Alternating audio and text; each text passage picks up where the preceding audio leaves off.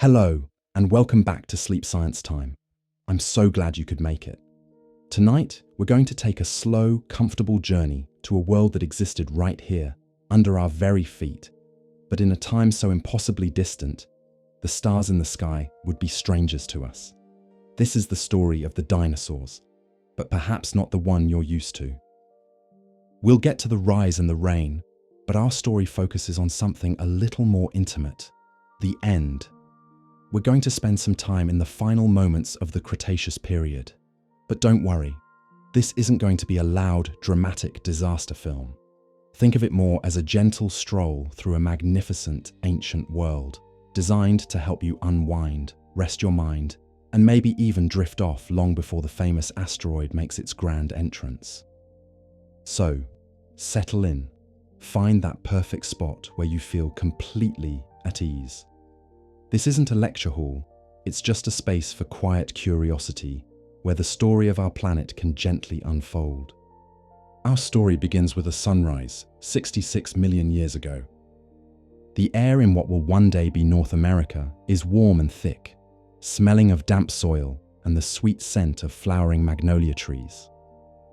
A heavy mist blankets the great river valleys, muffling the world in a soft grey silence. This is the last morning of the Cretaceous period, and the world is completely, beautifully unaware that it has an appointment with destiny. In a clearing surrounded by giant ferns, a herd of Triceratops is starting to stir. These are magnificent, tank-like creatures, and they move with the quiet confidence of animals who have very little to fear.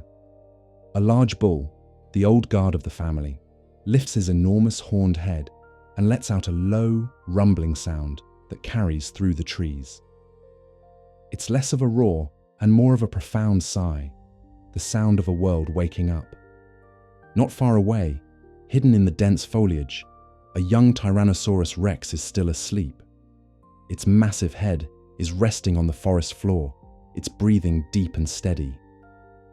It's easy to think of a T-Rex as a monster, but here, in the quiet of the morning, it's just a young animal at rest, part of a perfectly balanced ecosystem that has worked for millions of years. This world is a symphony of natural, peaceful sounds. The distant calls of duck-billed hadrosaurs by the river, the buzz of insects, the chirping of the small feathered birds that flit through the canopy. It is a world that has no idea it is living on borrowed time. But if any of those creatures, the Triceratops, the T-Rex, or even a small mammal hiding in the undergrowth, had glanced up at the slowly brightening sky, they might have noticed something odd. A new star. A pinprick of light, brighter than any other, that wasn't there the night before. It doesn't twinkle like the others. It hangs in the darkness with a steady, unwavering focus. And with every passing moment, it is growing just a little bit brighter. For now, it's just a silent visitor in the sky, the only clue that the story of this long, peaceful morning is about to change forever. As the sun climbs higher, the morning mist begins to burn away, revealing the world in all its vibrant, late Cretaceous glory. This is a planet teeming with life, a rich, green landscape that has been perfected by millions of years of stability. The air is filled with a chorus of sounds, the deep, resonant calls of the duck-billed hadrosaurs echoing from the riverbanks, the drone of insects, and the rustle of immense bodies moving through the foliage. Our herd of Triceratops has now moved into a wide, open floodplain. They graze peacefully, their powerful beaks shearing through tough cycads and ferns. The younger ones stay close to the center of the herd, shielded by the massive horned adults who keep a lazy but constant watch. They are a picture of serene power, the undisputed kings of this particular corner of the world. Their lives are a simple, predictable rhythm of eating, sleeping, and moving with the sun. Overhead, the sky is just as busy. Great flocks of pterosaurs with their leathery wings soar on the warm thermal updrafts. These are not dinosaurs, but their close cousins, and they have mastered the air. Some, like the giant Quetzalcoatlus, are the size of small airplanes, gliding effortlessly for miles as they scan the ground below for a potential meal. Their long shadows drift silently over the grazing herds, a normal and unnoticed part of the daily routine. This world is a complex and interconnected web of life. It's not just a collection of giant animals. In the undergrowth, small, shrew-like mammals scurry about, hunting for insects and trying to avoid becoming a snack for a small, feathered dinosaur. In the rivers, ancient crocodiles, not so different from those we know today, lie in wait. The ecosystem is in a state of mature, intricate balance. And all of it, every creature from the smallest beetle to the largest tyrannosaur, is living out its life under the gaze of that strange new star.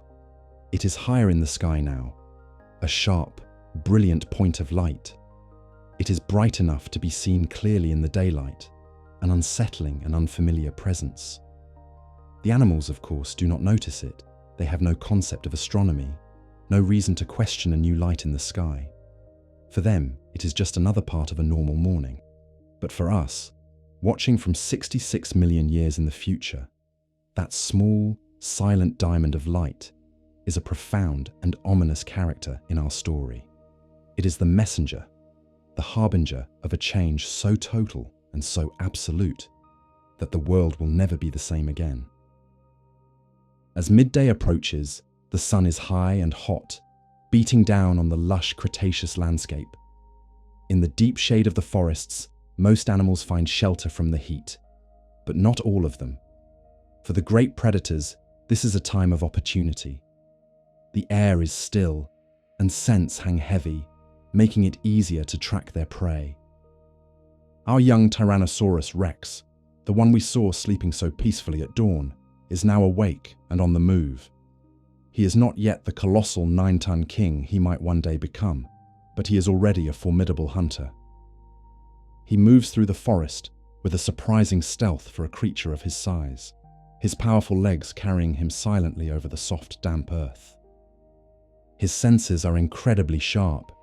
His eyes, facing forward like a hawk's, give him excellent depth perception. But his greatest weapon is his sense of smell. His brain has a huge area dedicated to processing scents, and he can likely smell his prey from miles away, and today he has caught a scent on the breeze. Down by a stream, a lone Edmontosaurus, a type of large duck-billed dinosaur, is drinking. It has wandered a short distance from its herd, drawn by a patch of particularly appealing flowering plants. It is an older animal, its movements slow and deliberate. It lowers its head to the water, completely unaware that it is being watched. The T-Rex does not rush. It waits, a statue of patient, coiled power, using the thick foliage as cover. This is the delicate balance of the Cretaceous world, a dance of predator and prey that has been performed for millions of years. It is not a battle of good and evil. It is simply the way the world works. It is the engine of the ecosystem, a natural and necessary process. The hunter takes a few slow, deliberate steps forward. There is a snap of a twig under its immense foot. The Edmontosaurus's head shoots up, its eyes wide with alarm. For a moment, the forest is completely still. Then, the chase begins. We will not dwell on the details of the hunt. This is, after all, a story for relaxation. It is enough to say that the T-Rex is successful. In the quiet of the afternoon, the natural order of this world has been affirmed. Life feeds on life, as it always has. And high above, unnoticed, the strange new star continues its silent journey across the sky. It is brighter now, no longer a simple pinprick, but a small, sharp disk of light. It casts no shadows. It makes no sound.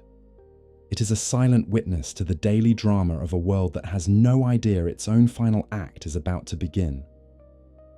As the great land dinosaurs go about their day, a completely different story is unfolding in the warm, shallow seas and the vast skies above. This world was not just the property of the giants on the ground. It was a layered kingdom with rulers in every element. Let's lift our gaze to the sky. Here, the pterosaurs reign supreme. It's important to remember These are not dinosaurs, but they're close cousins, a separate branch of the reptile family tree that took to the air with spectacular success. They glide on the warm afternoon thermals with wings made not of feathers, but of a leathery membrane stretched across a single elongated finger. We've already mentioned the colossal Quetzalcoatlus, but the sky is filled with a variety of these creatures. Smaller, gull-like pterosaurs flock together over the coastlines, diving to snatch fish from the sparkling water. Their calls are sharp and piercing, a sound that has echoed through these skies for millions of years. They are masters of the air, their hollow bones and powerful muscles a perfect design for a life spent on the wing. Beneath them, the oceans are just as full of life. This is not a world of whales and dolphins, but of great marine reptiles. The undisputed ruler of these waters is the Mosasaurus, a colossal sea lizard that could grow to be over 50 feet long. Think of a creature with the body of a whale, the jaws of a crocodile, and the predatory grace of a great white shark. It moves through the water with powerful sweeps of its long tail, the apex predator of the Cretaceous seas. But not all sea life is so fearsome. Further out from the coast, long-necked plesiosaurs patrol the deeper waters. They are graceful, elegant creatures, using their 4 powerful flippers to fly through the water, much like a sea turtle does today. Their impossibly long necks, which they may have used to ambush schools of fish from below, are one of the great, strange evolutionary experiments of this era. The waters are warm, the sun is bright, and life here, just like on the land, is following its ancient, established rhythm. A mosasaur hunts in the deep. A plesiosaur raises its head above the gentle waves, and high above them all, the pterosaurs circle silently. And through the clear tropical water, the light of the strange object in the sky penetrates the surface, casting shimmering, unfamiliar patterns on the seabed below. Every part of this world, from the deepest ocean trench to the highest flight path, is now living under the same silent and watchful gaze. It's easy to be captivated by the giants, the towering T-Rex, the armored Triceratops, the soaring Quetzalcoatlus. But to truly understand the world of the late Cretaceous, we have to look down, into the shadows, at the smaller and often overlooked creatures who lived alongside them. In the undergrowth of the great fern forests, a different kind of life is bustling. This is the domain of the early mammals. At this point in history, our distant ancestors are not large or impressive. Most are small, shrew-like creatures, no bigger than a mouse. They are largely nocturnal, spending their days hidden in burrows or hollow logs to avoid the attention of the dinosaurs. But do not mistake their small size for insignificance. These creatures are survivors.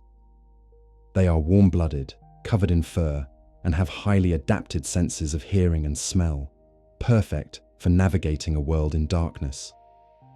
While the dinosaurs rule the day, these small mammals are quietly carving out a niche for themselves in the night. They are laying the evolutionary groundwork that will, after the coming catastrophe, allow them to inherit the Earth. The world underfoot is also alive with insects. Dragonflies with intricate, glassy wings zip through the air. Beetles burrow into fallen logs. And most importantly, the first bees and butterflies are beginning to appear. Drawn by the newest and most revolutionary invention of the plant kingdom, flowers. The rise of flowering plants, or angiosperms, was changing the very color and scent of the Cretaceous world. These plants developed a clever partnership with insects, offering sweet nectar in exchange for pollination. This relationship drove the diversification of both plants and insects, creating a richer, more complex, and more colorful ecosystem than ever before. And in the trees above, another group of survivors is thriving. These are the true birds, the direct descendants of the feathered dinosaurs. By this time, they have become distinct from their ground-dwelling cousins. Creatures that look remarkably like modern seabirds glide over the coastlines, while others, similar to songbirds, flit from branch to branch in the forest canopy.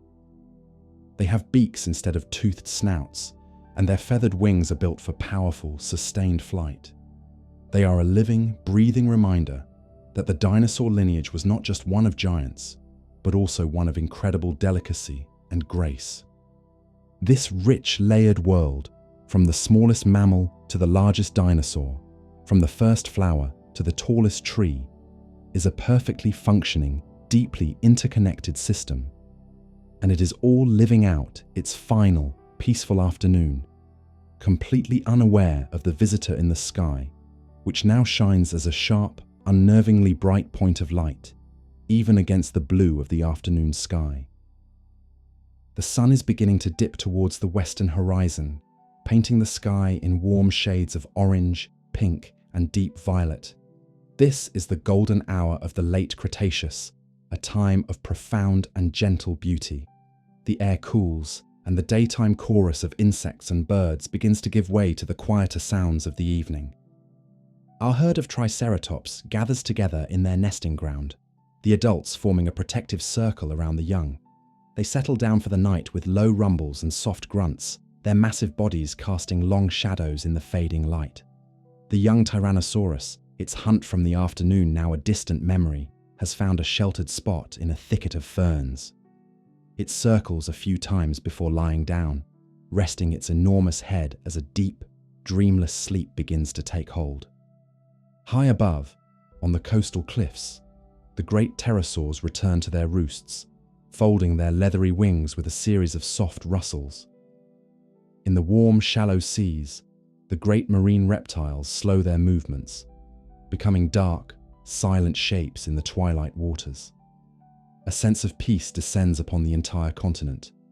The daily drama of life, of hunting and grazing, of surviving and thriving, is over for another day. And as the last sliver of the sun disappears, the sky begins to reveal its nightly wonders. The familiar band of the Milky Way starts to glow, a river of countless stars. But tonight, it is not the brightest object in the sky. The strange visitor, the new star from the morning, is now a breathtaking spectacle.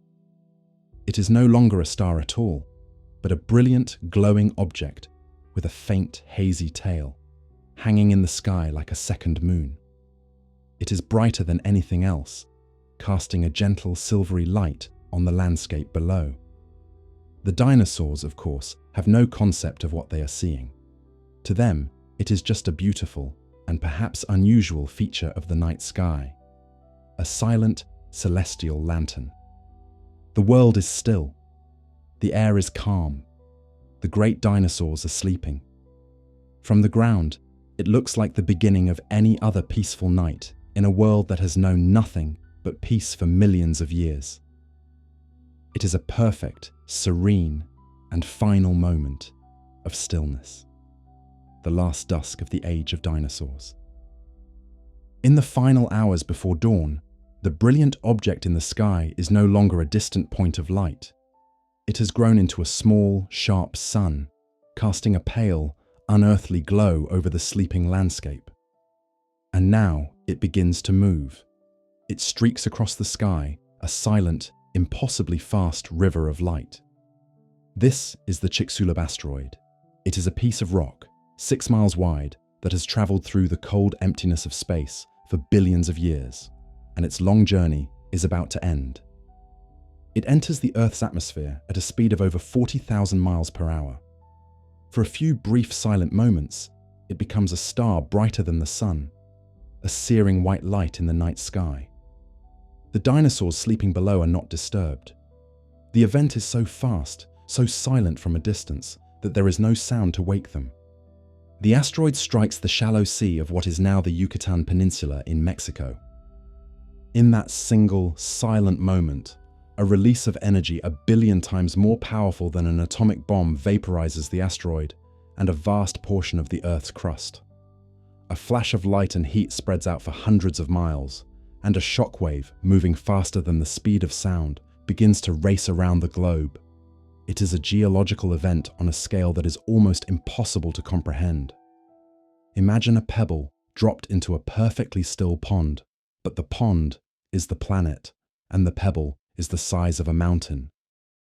But the immediate impact, as devastating as it was, is not what changed the world. The true devastation came from what was thrown up into the sky. Trillions of tons of pulverized rock, dust, and sulfur were ejected high above the atmosphere, where they spread out to form a thick, dark blanket around the entire planet. This dense cloud blocked the light of the sun. Day turned into a perpetual, gloomy twilight. Photosynthesis, the process that powers nearly all life on Earth, ground to a halt. The plants began to wither. The global temperature plummeted, and a long, dark winter, an impact winter, began to fall upon the world. The age of the dinosaurs did not end with a loud roar. It ended with a flash of silent light, followed by a long, cold, and profound silence. In the weeks, months, and years that followed the impact, the world was a very different place. The sun was a pale, ghostly disk behind a permanent shroud of dust, and a deep, persistent cold settled over the continents. The reign of the dinosaurs did not end in a flash, but in a slow, quiet fading during this long twilight. The first to suffer were the plants. Without sunlight, they could not photosynthesize. The lush, green world of the Cretaceous began to wither and die. This was the first link in a chain of collapse that would unravel the entire global ecosystem. With the plants gone, the great herbivores, the Triceratops, the hadrosaurs, the ankylosaurs, had nothing to eat. Their immense size, once their greatest advantage, now became their fatal weakness. They required huge amounts of food to survive, and in a world without green leaves, they began to starve. Their great herds thinned, and one by one, these magnificent creatures vanished from the earth. And once the herbivores were gone, the great carnivores, like the Tyrannosaurus Rex, soon followed. The top of the food chain is a precarious place to be, and when the bottom collapses, the top has nothing to stand on. But in the midst of this great dying, life, in its quiet and tenacious way, held on.